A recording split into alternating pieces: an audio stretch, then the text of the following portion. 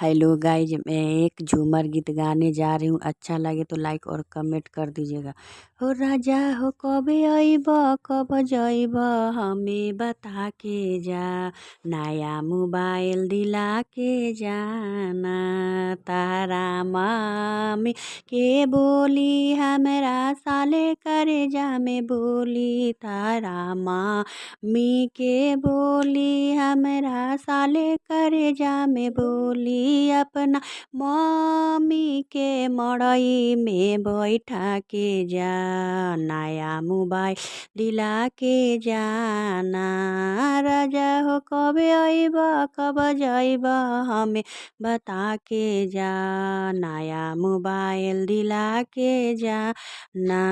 तारा भाभी के बोली हमरा साले करे जा में बोली, तारा भाभी के बोली हमरा साले करे जा में बोली। अपना भाभी के लगा करा के जा, नया मोबाइल दिला के जा आना। राजा हो कबे अइब कब जइब हमें बता के जा, नया मोबाइल दिला के जाना।